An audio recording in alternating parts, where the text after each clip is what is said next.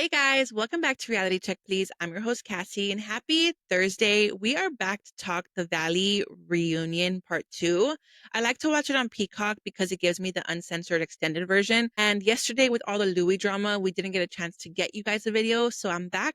I'm a little behind, but I'm back as promised. And so before we jump in, make sure you like, share, comment, and subscribe. I cannot thank you guys enough for all the love and support. Truly, I could not do this without you guys. And so keep killing it in the comments. Keep popping off. Make sure you let me know where you're watching from to help me push our video to the YouTube algorithm and get our video and get our channel in front of new faces that love Bravo, that love reality TV. And yeah, consider joining our channel. We will have members only content coming soon.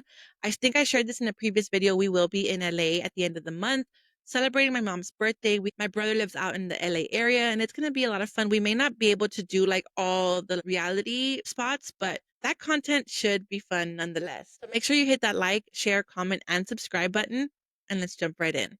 I wanted to touch on mainly Jax. Unfortunately, he's a huge topic of conversation. It's kind of alarming how he is like a huge topic of conversation this season when he was not on our screen for the majority of it.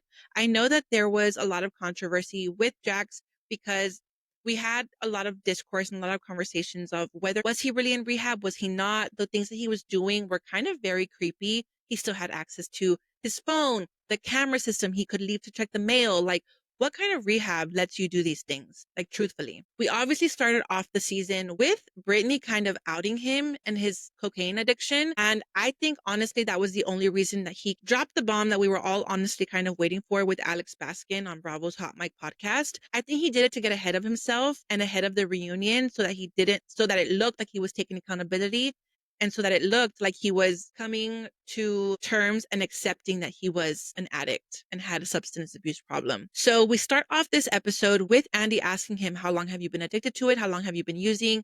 Jax said for at least the past 20 years. He remembers doing it in Miami with Jesse. They lived together while they were modeling back in the day, back in '01. I'm assuming this was the same time that that Tom Sandoval was living with them. It was part of a storyline one summer that they all lived in Miami and they would model and stuff like that. And so a lot of these friendships do go back a long time. It's not just during their course of VPR filming. So yeah, I think we all knew that he was on something for the majority of VPR. And even Andy says, did you use while you were filming? He says yes, but he says that production and filming never knew about it, which I call BS because if us as a viewer could tell, how could they not with when they're standing right in front of him and he's sweating profusely, all agitated? Do you get me? Do you guys really think that production didn't know? Because I call BS. Jack says, looking back, he's very embarrassed seeing himself on TV where you could see that he was clearly high on something. And Brittany calls BS. She says, Jax, please. You loved the attention. You loved trying to be the number one guy in the group. And I think that under the influence, he had all the more confidence to act that way. So I believe Brittany, obviously. Honestly, what could probably embarrass him now is now that he has a kid and him realizing like these episodes and this footage will live on forever. And now my son has to see me like that. I don't think he cares about the public seeing him any sort of way. I think he mainly cares about Cruz seeing him one day on BPR and how he acted and how he treated his mom. That's what I think he's probably embarrassed about. And he should be. Brittany then said if they were out to dinner or having dinner, he would leave her at the table every 10 minutes to go do blow in the bathroom. I don't have that much like knowledge on substance abuse, but I think that's excessive. But that could just be because I don't live with any, you know, addicts. So anyone who has experience in this, is this normal? Every 10 minutes, I have like extended uncles that abuse substances, but every 10 minutes to me is excessive. But I could just be ignorant and that's fine. So pop up in the comment section if anybody has experience in this. One thing that did make me very sad is when Jax did say, if I didn't go to rehab, I would not be sitting here. So the fact that he is very aware that not only had a problem, but that his problem could either eventually lead him to an overdose.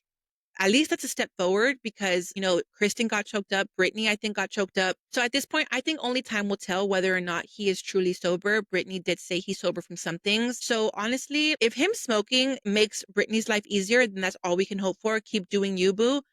Lay off the blow. Lay off the real hard substances. Jax, and maybe even alcohol. I did want to touch on the Janet and Jason of it all. It's mind-blowing to me how they both knew about one, Jax physically assaulting Brittany with the news that dropped last week when we found out that he shoved her and threw her into the rose bushes.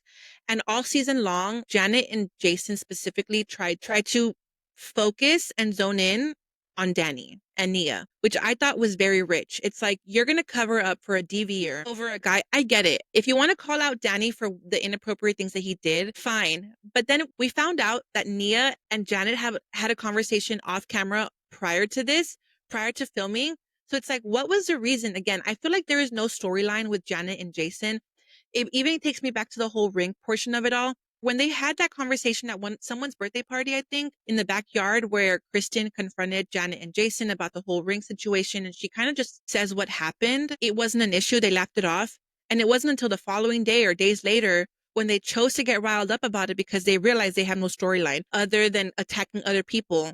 Like, what do Janet and Jason have going for them? Honestly, I could not want anyone more off my screen. If Janet and Jason can follow behind Jax and not come back for next season, I will be the happiest woman alive. They have no real storyline, truthfully, other than like arguing with Kristen and painting everyone else to be the bad guy. The fact that Jason could still sit there and like call Danny all these names when Jax was sitting next to him, who physically assaulted his wife.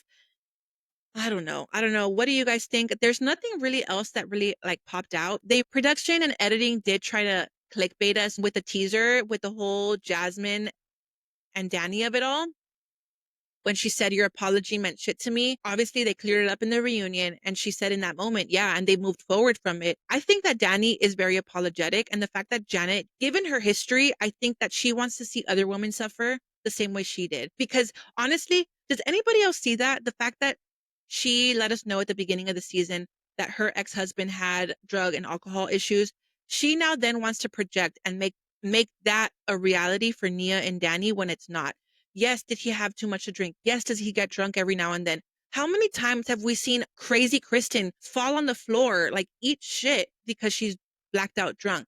The same way we can say about all these other DPR cast members. Jax Taylor is one of them. Not only does he abuse real substances and alcohol, but he also acts like a crazy person and becomes physically violent. Physically violent that could end someone's life. Is what Danny did wrong? Absolutely 1000%. And I will never take that away from Jasmine or Michelle. Never, because he was 1000% in the wrong. And he owned up to it. And he is doing active things to be better and be a better man. I don't know if they've touched on his sobriety. I'm not sure if he is sober. I know he was towards the end of the season. But Danny will always be a better man than Jax. And nobody can take that away from him. And no one can change my mind, truthfully. But what do you guys think? Pop up in the comment section. We will be back later, deep diving into the TikTok story Louis made last night or yesterday in defense of Redacted. So let me know your thoughts in the comments. Did you guys enjoy this season? Do you have high hopes for the next episode? And who's excited to see Jax off our screen next season? Honestly, if Janet and Jason can be next, I would be the happiest human alive. And next season could not come sooner. But pop off in the comment section. Let me know what you think and we'll catch you later. Bye guys. Happy Thursday.